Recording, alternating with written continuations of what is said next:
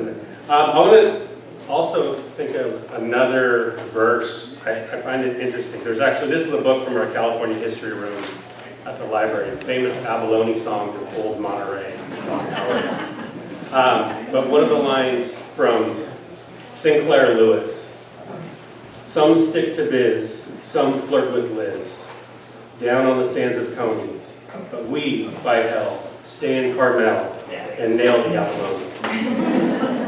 So all of those people, they were, what I've read, they would beat the Abalone to these poems. Right? They would like beat them on the beach and make their poems in there, and then write them in Pop's book. So that's where this book is right here. This is all the different verses that are in here from artists like Evelyn McCormick is in here, and Arvin Hansen is in here too. But also, just when they do have a break, make sure you guys visit the tables around here, just to thank all the folks, and if I probably missed people, but our Fisheries Trust, the Kelp Forest Restoration, White Abalone Project, Point Lobos, and Pacific Abalone, as well as JACL, just to thank everybody for being here and all the people working to help keep an active and productive fisheries here. But with that, I just want to introduce our next presenter. We have Alexandria Ferenzi with the Beyond the Shell. Come on up. Thank you.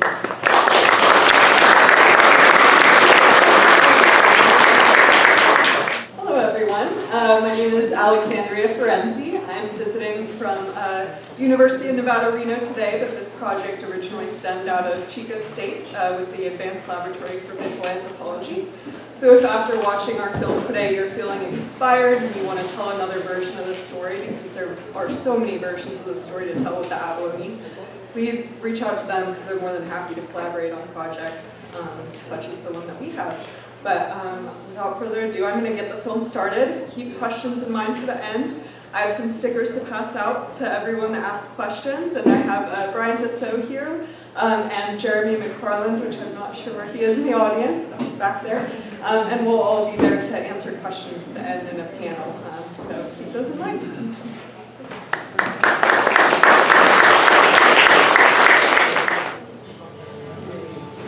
Is that a good volume for everyone? Yeah? Oh, yeah.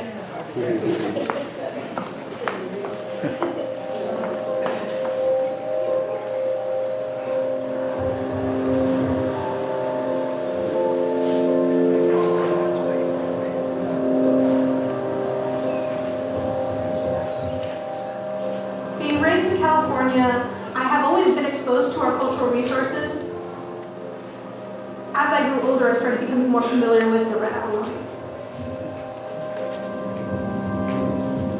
It wasn't until adulthood did I start to realize the impact that today's society has had on their species. I have not had a chance to harvest any abalone, so I've not been able to engage in all of my traditional practices, and it's frustrating. So we need to pray for them. We need to remember that they are our relatives, and we help each other. We sustain each other, and we need to be responsible with being good stewards of the ocean and respecting the waters.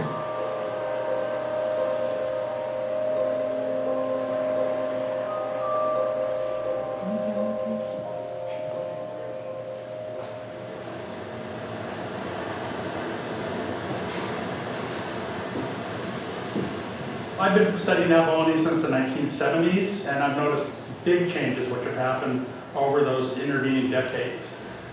Many of the species that we harvest, these larger individuals like red abalone, are cold water adapted. So they are used to temperate environments with very rich kelp seaweed resources. And that environment has been changing for the last 30 or 40 years particularly. And so as it changes, conditions that are right for healthy abalone stocks have also deteriorated, which is why a lot of the fisheries are now closed worldwide. I'm Dr. Brian Dussault. I used to be the director of the Humboldt State University Marine Lab. I was born in California and raised in California and spent most of my life studying abalone as well as other things. The anatomy of abalone, which is one of the things that attracted me, is that they're basically big marine snails. So except though instead of the high arc spiral shell, what you see is they're very flattened and and that creates a very large foot. Their foot helps them attach because they typically live in very wave-swept or current-swept environments. And that's partially because they're adapted to eating seaweeds. They're capturing pieces of kelp that are drifting by the current, which requires a high volume of kelp for them to survive with that strategy. But they're used to that, and kelp forests are very productive. And so that foot is a big part of their anatomy, and then what you see off of that is a bunch of little tentacles, which is what's called off their epipodium, so they can sense their environment 360 degrees, and they can tell if there's predators that want to eat them, you know, like humans, a lot of things want to eat abalone, right? Lobsters, crabs, sea otters, and so they're very sensitive to things sneaking up on them trying to eat them. The foot is a big part of what you go after when you're trying to eat an abalone. And of course, all of that is contained in this beautiful mother of pearl shell, which is coveted all over the world. And all the species are so different and so beautiful. I love to look at something beautiful, and I love to create beautiful things. That's what makes me the happiest. As a California Indian basket maker and regalia maker, I often use abalone in the things that I create. Abalone is very much featured as the decorative elements hanging at the end of strands of shells. It's such a foundational part of our culture. It is like California Indian culture. It is indigenous beauty. And it was shared all across the state and outside of what are now the state boundaries. So it was appreciated and sought after thousands of miles from here. It eventually traded and traveled.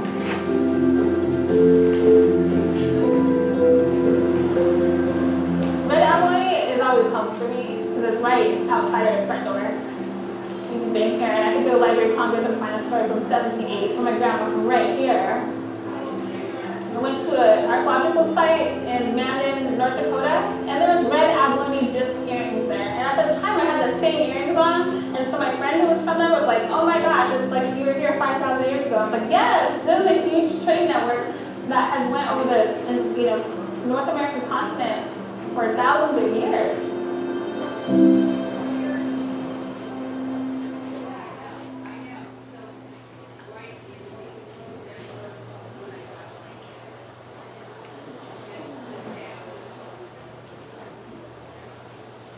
The preference of using red abalone is because that's one of the species that's indigenous to our areas.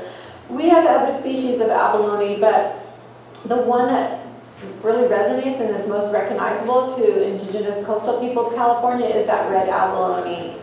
Trying to find alternatives for that is difficult because other mediums or other shells just don't have the same sound or just don't have the same look. When you change your medium, then it changes the whole aesthetics. And so things not only sound and look different and feel different, they are different. And so it becomes unrecognizable to elders. It's sad to see something that has been a part of our community, a part of our sustainability for thousands and thousands of years to just be gone from our communities.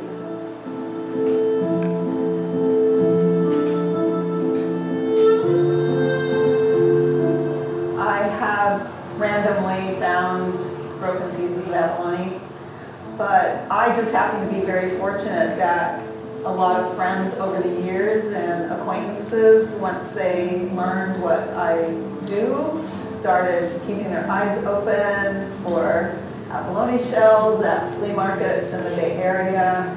I just feel that the stash, so to speak, that I have in my garage is like a bank for the future. That's how I've always thought of them.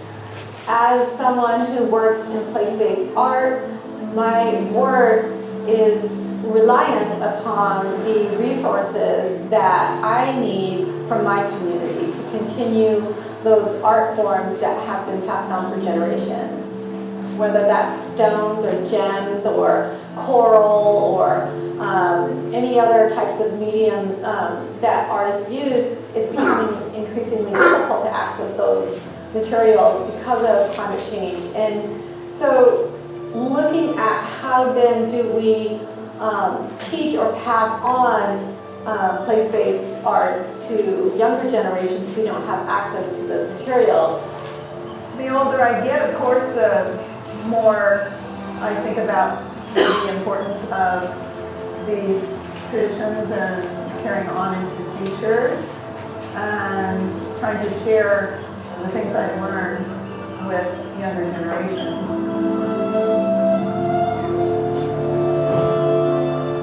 To me, it's medicine. It's what my ancestors and my community ate. It's what we used. It's what we teach with. It's how we represent ourselves. It's what gives us good energy. It's a way to share, because part of our cultural protocols is gifting. When it comes to gift giving, abalone is very significant, as well as whatever else we have that is in abundance and of resource. To offer gifts or to offer medicine is a good way to connect community. It's so worth it to give somebody some food or to pick some medicine, to make them tea, to bring them something that gives them a little bit of comfort.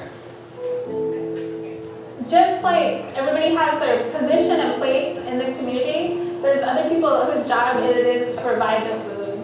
It's your duty to try to help them. And I mean, it could be a phone call, it could be traditional food. Usually if they're sick, like physically, they want traditional food. It makes them feel good, especially if they think they're about to cross over to the next world and meet their family. It calms their spirit because they're scared to die. And so you want to give that. Somebody might have, several dozen abalone, but they're sharing it with a large group of people. And it's really not like that person is disproportionately picking the abalone. It's that that's the person that is gathering for that whole community, for that event. And it's supposed to bring honor to that person. My experience with abalone diving revolved around my family. It was never a sport really or a competition. It was more of just for the enjoyment and providing food for the larger family as a whole, because not everyone dove for abalone, but a lot of people enjoyed eating abalone. And so there's that whole community around it, and our family was definitely part of that.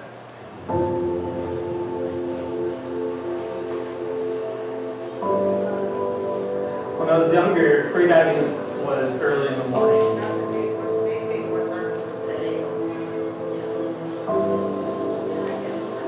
Typically involves just you in a wetsuit because the water is cold, a weight belt with a partner, and typically you're going out with a tube or some form of kayak or something to put your abalone in. Abalone diving is just free diving alone, so no scuba equipment.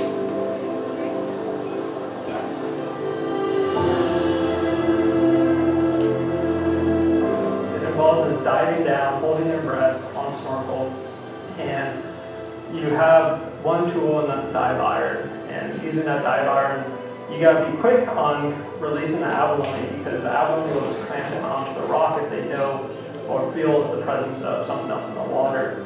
And so you use a dive iron to pluck off the abalone from the rocks, and then you bring it back to the surface, and then you can keep it in your dive tube or kayak.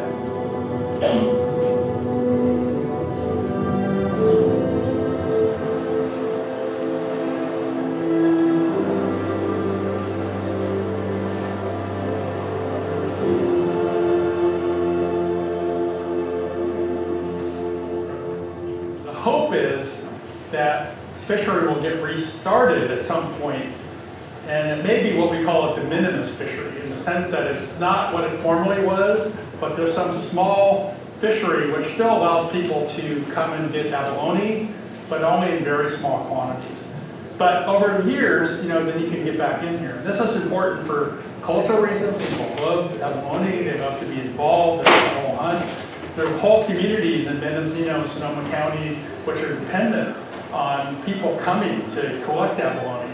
And so that's a big part of the culture and the economies of those coastal towns. Given the precipitous decline of red abalone that's happened, we're really going to be careful, and that's why the state is taking their time thinking about this, to not bring it back and then have to shut it down again. They want something that's sustainable as much as possible, which is really difficult given this uncertain times in our oceanographic history.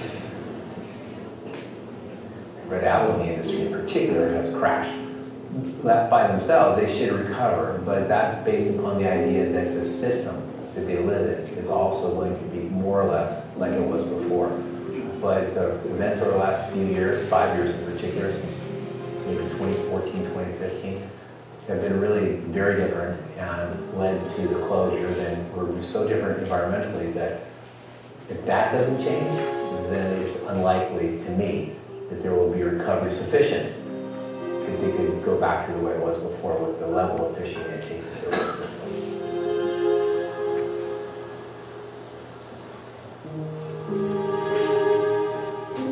The key thing is the warming of the ocean. And so we've always had kind of cold and warm years, we've had El Nino years and non-El Nino years.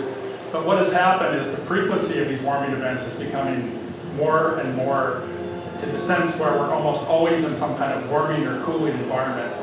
And that's not healthy for cold water species, which most California species are, adapted to their typical environment. And so what you see is associated with that is kelp forests. Kelp forests are very dynamic. They go up and down naturally with warm years, cold years, big storms, small storms, waves. But overall, the amount of kelp has declined significantly in the state of California and worldwide. So now we see just a fraction of the kelp forest that we used to have. And of course, those are food for abalone as well as a lot of other species that are also in decline in response to that.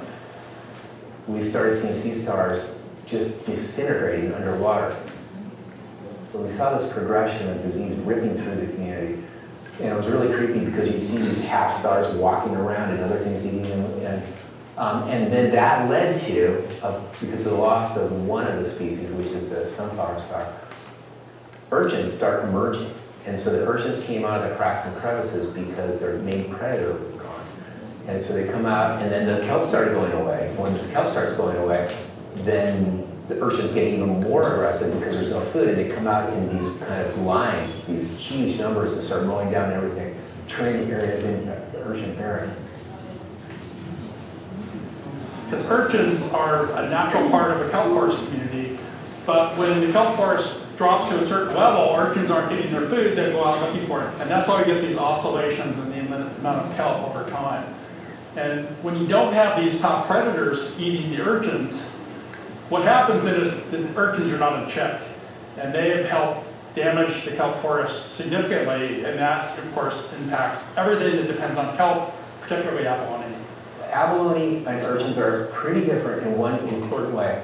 When urchins get hungry, they go rogue. And when they go rogue, they have a thing called a lantern, which is the kind of a device that they can feed with. They can just tear up stuff. And so they'll go, and oftentimes they will, they're eating everything in sight, but with like kelps have these things that are like branches, what we call stipes, and there's bulbs of air on them, and they hold it upright. When an urchin clips it at the bottom, the whole thing just floats away. And so they get a little bit of food, but the rest of it kind of floats to the surface and it floats away, or they eat the whole thing. Abalone don't have that ability. They really do rely upon drift. And so when the drift goes away, because the urchins are clearing out everything, they really don't have much to go on. They need the kelp, or whatever the algae is in the system. And so they can't do the same thing as urchins. And they are not, in any stretch of imagination, immortal. They will shrink and decay, and they'll sometimes get diseased as they get starving, and then that disease can be transmitted. And so when they start going, they go fast. The big aspect, and I think what a lot of people are missing today, are those kelp forests and those moments of being underwater and looking up and seeing the sun and seeing the kelp, seeing all the fish and the wildlife that's out there. And that's one thing I miss, but more so than that too is the community itself in Mendocino has changed since the abalone fisheries has closed, and that's a sad thing to see, especially growing up. Restaurants that I used to go to as a kid are now closed, and the one dive shop in Northern California in Mendocino is now closed as well, and that's a huge heartbreak to the community as a whole. The most remarkable thing to me is how this area, the red abalone sport diving area, fundamentally changes when the season is in place.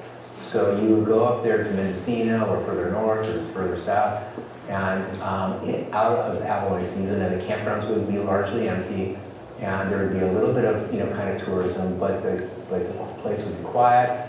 And when you go up there during season, at least when there was a season, it was a completely different place, because this was one of the fisheries where almost everyone had access to it. Everyone could go to the shoreline, and there were campgrounds, and people went to the same campgrounds year after year, and they took their kids to them, and they grew up and they took their kids to them, and they camped next to each other, and for a week or 2 weeks they would be there, and it was like a culture that emerged. It supported a lot of the kind of the businesses up there for that short period of time when there was abalone being collected. And it was just something that I think brought people together that would never have seen each other. Some people came from Modesto, some people came from from Mendocino, but they were all together and having a good time. And so it was really, that was the hardest part when they shut it down, was to think of all these people and that part of their life was gone.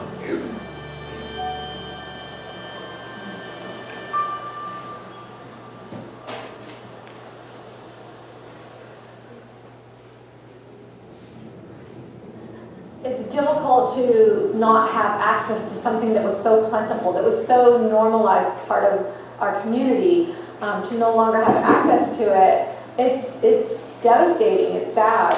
The place that I'm in now is looking at what are those alternatives, or what can we replace so that we can kind of continue some of those traditions. Climate change is going to create shifts and pivots for a lot of people in a lot of industries. And people have to be willing to say, let this rest and do something else. And that's hard because a lot of industries rely on the ocean. A lot of people rely on what the ocean provides.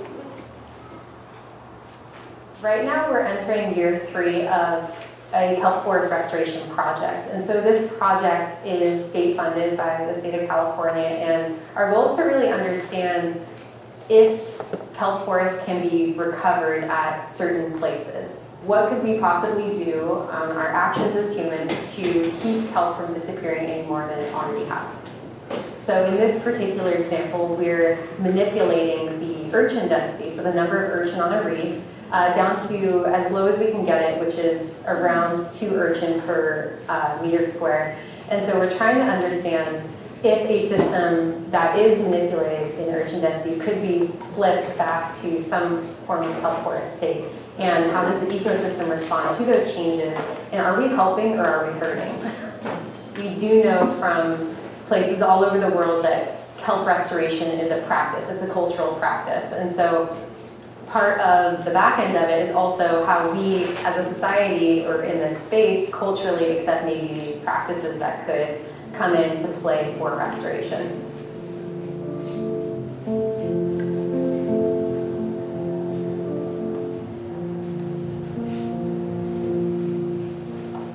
I'm still in the beginning stages of my research, but my ultimate goal is working with multiple stakeholders such as the government, local tribes, fishing communities, and using archaeology as a tool to understand changes in past environments, past climate, to significantly improve management decisions by understanding how indigenous groups have lived along the coast and lived in harmony with their coastal resources.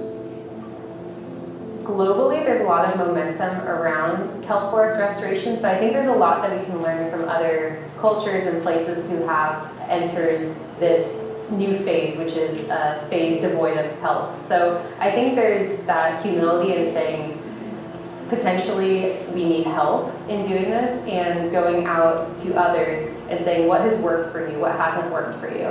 They're doing something to better understand what's the best way to potentially resolve this. The way we're doing it now might not be the best way, and I think that's an important aspect of archaeology and working with indigenous tribes. We're learning about past ways, particularly how people have been stewards of the land and coastal resources.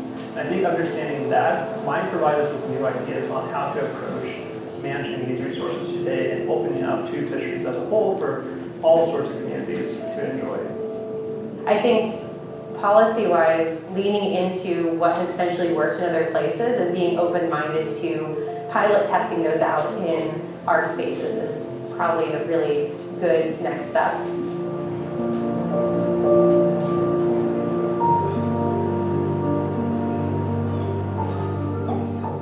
It is important that with the work I do, I teach and encourage people to think about how their actions and words impact not only themselves, their family, their community, their environment, the next 7 generations in the future.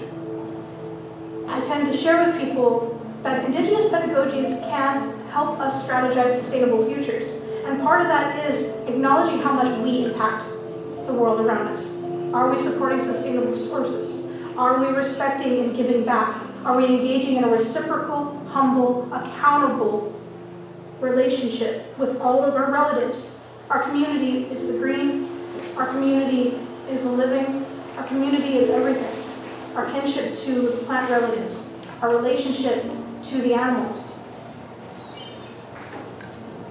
When it comes to the abalone, we pray with the abalone and pray for their species because red ab, spotted ab, black ab, green and blue, pink, more species and names that I may not be able to cite or know. However, I recognize they are our relatives and their population has been drastically impacted.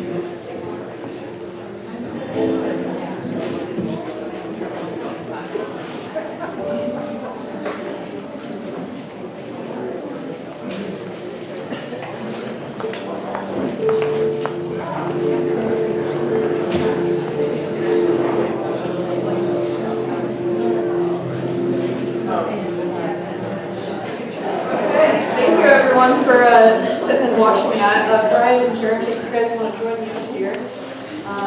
For those of you that weren't there at the beginning, I'm Alexandria, and we also have Brian Deso and Jeremy McFarland here.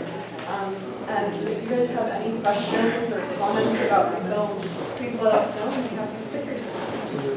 In the film, it showed the urchins being, it looked like they were vacuuming. Was that quick? I didn't understand what that was going to serve. I mean, obviously, I understand you're trying to cull the population, but how is that going to do that? Aren't they just going to reattach? Yeah. So you're asking about like the urchins and the practice of urchin removal and how that might benefit. So they were going to remove them. Yeah. Essentially removing the urchins from the surface to allow kelp to attach themselves. And it is a continuous process. It's been years in the making, but at the sites that we've been doing encouraging culling, there's been success in restoring these kelp forests, and so we have seen kelp forests come back to what they once looked like, maybe not as big, but they're there, and you can see the organisms coming back too. So that's the idea of it. It is a difficult thing to implement on a wider scale because the coast is so large and there's a lot of urchins. So I don't know if you can talk to it, but you know, they're looking at ways of like, well, what can we do with these urchins other than just killing them and leaving them on the land? Because you know, they're part of the ecosystem as well, and they can serve a purpose too. I think just emphasizing Jeremy's point that they truly are not the enemy, because I know some people view urchins as the enemy. And they aren't. They just have been placed in an ecosystem in a world that they're not necessarily being kept in check on, and that makes a huge difference for everyone involved. So everyone's just trying to be conscientious about that, make changes without causing a lot of harm, because I know a lot of times environmental decisions have been made in the past where sometimes in the end it actually results in more harm. Part of the problem is when urchins are very, very common, the kelps cannot reproduce. And bull kelps particularly are an annual. And so after a while, you start losing the seed bank for those species. And so the idea with the removals is to try to let them reestablish and maintain, hopefully, where the conditions will swing back to being colder, which promote rich kelp beds. And that's a natural thing for the most part, but as we know, it's getting warmer, so those cold times are very far and few between these days, and that's the long-term issue that's really important here, among other things. So the starfish, I watched something the other day, and they said that starfish are the ones that keep the urchins in check, and starfish are now disintegrating. And I believe there's some work going on at Moss Landing in the labs there to find out what that actually is. Could you elaborate on that a little bit? One of the two of these gentlemen sitting next to me might know a little more specifics on that, but I do know there's a lot of projects, in fact it might be Moss Landing, that they're working on kind of finding out which of these species, so which of the sunflower seed stars are better adapted to the environments they're in now, which ones are better for warmer waters and not necessarily the colder waters that they thrived in before. And there's hope that those specific evolved sea stars can be placed in new ecosystems within these new ecosystems that we're dealing with. Yeah, the sunflower sea star is the main predator of urchins more recently. I mean, historically, sea otters were all on the coast and they were predators of urchins, but now they're only limited to Southern California, smaller populations, but they range all the way up to Oregon historically. And so without sea otters, and sunflower stars are the next main predator. And not only that they prey on urchins, but just by being in the water in the ecosystem, they send out cues to just kind of scare off urchins. Urchins are just, they hide in the cracks and run away. And like you mentioned, at Cal Academy of Sciences, they're doing a lot of work looking at genetics and breeding sunflower sea stars and identifying what was the cause of the mass die-off throughout California, Oregon. I think up in Washington and further north they're doing okay, colder waters. But looking at what is that chemical and what is that in the water that has impacted them. And they've identified it, they just haven't told anyone about it, so not yet. Yeah. I'll just add briefly on the city side, because I work for the city, is that I know that there is a push to the Sunflower Stars organization to use some of the wharf to actually grow out some of the sunflower stars, because if you go out there to Moss Landing, they are introducing a new species because the species almost entirely died out. So they were bringing up, it was an illness that killed them all across, and so they're bringing in the species, growing them there in Moss Landing, and then bringing them over here to Monterey at the wharf to try to reintroduce the population across here, because they know it's very vital to the entire ecosystem. I know. Hello, my name is Steve Rebuck. I was Abalone technical consultant to the sea otter recovery team for 11 years. There was at the end of that film, the film was very good in most parts, but at the end there it said red abalone are critically endangered. There is no listing for red abalone. White abalone and black abalone are listed as endangered. Black abalone has come way back in Southern California, but there is no listing of red abalone in California. Yeah, thank you very much for the film, very good. I was wondering why there was no mention of withering foot syndrome, which we recognized in the industry in the 80s. And it progressed and progressed until it finally covered 3/4 at least of the state. Thank you. That's actually a really good question that kind of touches on a few other things with the film. So I was producing this in undergraduate with the effort of putting it on PBS. And they limit us to 27 minutes, so imagine trying to incorporate all of this content, all of these cultures. I even interviewed Tim and had hoped to include his content on this, but unfortunately I didn't make it through the final rounds. It's really hard to mention everything, so sometimes you kind of have to allude to things. So I think that we did kind of allude to that. I don't know if it was mentioned in direct nature as with the sunflower starter wasting disease syndrome, but we kind of got at that when we were talking about the disease of the abalone. So you kind of have to think about what your audience is. We really wanted this film to be accessible to all. We didn't want to get too far into the technical terms of wasting syndrome of abalone and all the scientific names of everything, because that makes it not accessible. So our real goal was to affect policy, affect decision-making in the voters and the populations around us, and make sure that they understood that broadly, the abalone were undergoing a pretty big disease that affected their communities. Does that kind of help answer your question a little? Not really. Thank you. Sounds good. Thank you. Yeah. Hi, thank you for this wonderful presentation. I'm Fran Freeman from San Luis Obispo. And when I saw all those urchins, I thought that I remembered that there was such a thing as an urchin fishery. Is that true or not true, or just in some areas? Yeah, so there is an urchin fishery. Oftentimes people tend towards, you might have noticed there's purple urchins and red urchins, and the red urchins tend to be a little larger, and the uni or the orange stuff that you eat, which are the gonads of the urchin, oftentimes are most plentiful in the red urchin, so oftentimes that industry kind of has swayed in that direction. So it's been a little difficult from my understanding, the people I've interviewed, obviously this comes from an etic, outside, external perspective of talking to people, but it's my understanding that it's a little tough to get people to eat the purple urchins. So that's why efforts such as Jeremy's are necessary for these culls. Yeah, I don't know the technicality of why there isn't a purple urchin fisheries, because there are so many. But there's arguments that, well, there's so many of them that the urchins are also starving, so their gonads, the uni, is not as productive as you would want to consume. So you might harvest 10 and only get a few with productive gonads. But I don't know, in my experience, I've seen a lot and they look still pretty healthy too. So it seems like there could be a fishery, so that's kind of more speaking from my personal experience. But there may be more technical reasons why that has not developed in California yet for purple urchin specifically. I was wondering if to produce jewelry or such out of the red abalone, do you have to be indigenous, or is it protected? That's a really interesting question that I have actually never gotten on any of these panels before, so thank you first. It is open to everyone. I think as with anything in life, sharing is really the best way to get to know a culture, sharing food, sharing conversation. There is a closure on the fishery still, so you kind of have to get creative about sourcing the abalone as Linda and Leah have in the past.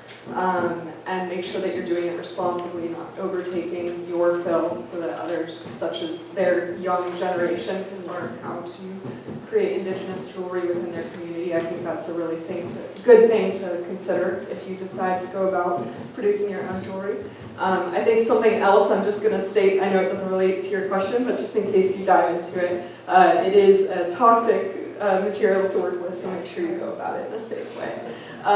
But yeah, no, I think sharing with community is a great way to do that. So if you're curious about that, Linda will be here later today, so you can always go up and have a conversation with her, because that's all where it starts, right?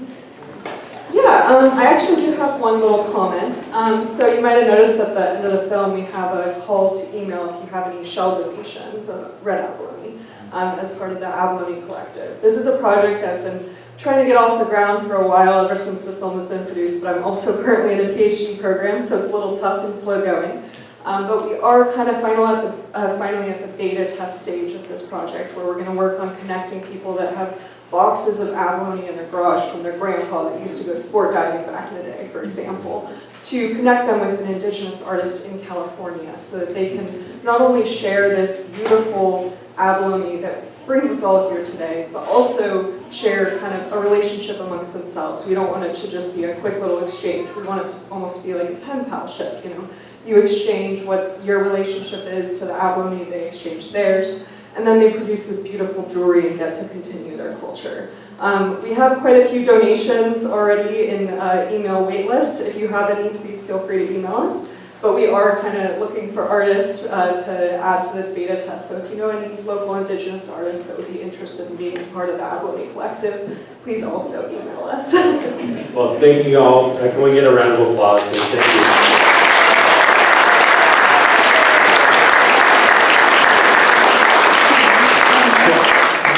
I really think that was a really interesting video for me, because it really highlights also just how much the abalone travel all across America, what we call America, but it really traveled across indigenous cultures around. It was how important it was to everybody and how spiritual it was. And the importance and the loss of it is really critical, for a lot of these nations out there. But also just for folks to think of that we have to make our decisions on this based on science and research and work on recovery of it, and not make decisions on overfishing and everything like that. And that's where we talk about, Tim talks about the loss of the sardine industry. Basically how all of these things are connected, whether that's the sunflower star and our sea otters, the kelp, everything is really interconnected in the ecology of here in Monterey Bay. So it's so important for us.